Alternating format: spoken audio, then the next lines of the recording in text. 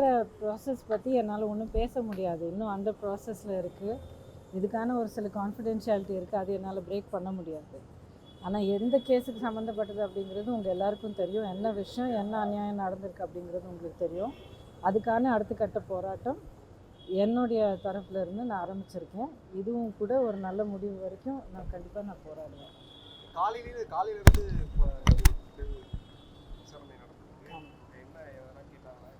அதுதான் அந்த விவரங்களை பற்றி இப்போ நான் பேச முடியாது. அது சரியாக இருக்காது. ஸோ அதனால ஏதாவது கண்டிப்பாக ஒரு நல்ல நேரம் வரும், ஒரு நல்ல முடிவாக வரும். அதுக்கு நான் உங்கள்கிட்ட நான் ஷேர் பண்ணுறது ரொம்ப சந்தோஷமாக ஷேர் பண்ணுவேன். நியாயங்கிற அதாவது நேர்மை எங்கே இருக்கோ, ஒரு உண்மை எங்கே இருக்கோ கண்டிப்பாக அங்கே நியாயம் கிடைக்கும். அதில் எனக்கு சந்தேகமே இல்லை, எந்த விதமான சந்தேகமும் இல்லை. விஜய் அவர்கள் பாஜகவோட கூட்டணி வைக்க மாட்டேன், அதிமுகவோட கூட்டணி வைக்க மாட்டேன்னு ஒரு வார்த்தையை பதிவிட்டிருக்காரு. எப்படி பார்க்குறீங்க? அது அவருடைய முடிவு. வர வர நம்ம பார்ப்போம் என்ன நடக்குதுன்னு. நினைக்கிறீங்களா தமிழக வெற்றி கழகம் அதிமுகவோட கூட்டணி வரணும்னு நினைக்கிறேன்? அதாவது தமிழ்நாட்டுடைய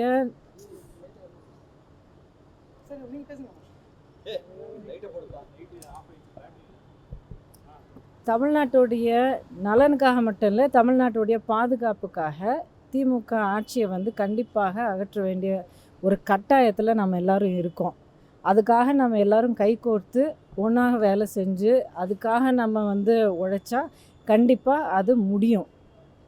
அது மட்டும்தான் நான் சொல்வேன். அவ்வளோதான். எனக்கு தேவையானது அனைத்து இந்திய அண்ணா திராவிட முன்னேற்ற கழகத்துக்கும் அண்ணன் எடப்பாடியாருக்கும் இந்த ஒரே ஒரு லட்சியம் மட்டும்தான் இருக்குது. திமுக ஆட்சி அகற்றணும், மக்களை தமிழ்நாட்டு மக்களையும் தமிழ்நாட்டையும் காப்பாற்றணும். எடப்பாடி பழனிசாமி அவர்கள் சுற்றுப்பயணம் மேற்கொள்ள இருக்காங்க தமிழகம் முழுவதும். என்ன மாதிரி தாக்கத்தை ஏற்படுத்தும் இந்த சுற்றுப்பயணம், எப்படி இருக்கும்? கடந்த ஒரு சில மாதங்களில் அவருடைய செயல்பாடுகளும் அவருடைய வார்த்தைகளும் அவர் சொல்லிகிட்டு இருக்கிற எத்தனையோ விஷயங்கள், அவருடைய அறிக்கைகள் எப்படி இருக்குது அப்படிங்கிறது நீங்கள் எல்லோரும் பார்த்துட்ருக்கீங்க.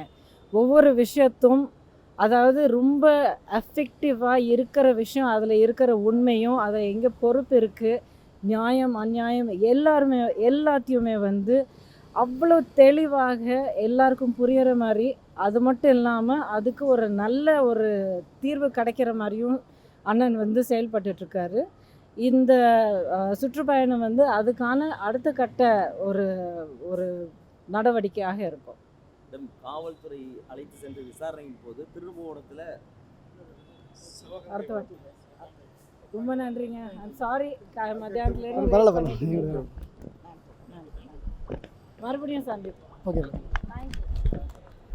செய்திகளை உடனுக்குடன் தெரிந்து கொள்ள கீழ்கண்ட கேபிள் மற்றும் டிடிஹெச் நெட்வொர்க்குகளில் எம்நாடு செய்தி தொலைக்காட்சியை காணுங்கள். பாதகம் செய்பவரை கண்டால் நாம் பயம் கொள்ளலாகாது பாப்பா. மோதி மிதித்து விடு பாப்பா, அவர் முகத்தில் உமிழ்ந்து விடு பாப்பா. அண்மை செய்திகளை உடனுக்குடன் தெரிந்து கொள்ள இணைந்திருங்கள் எம்நாடு தொலைக்காட்சியுடன்.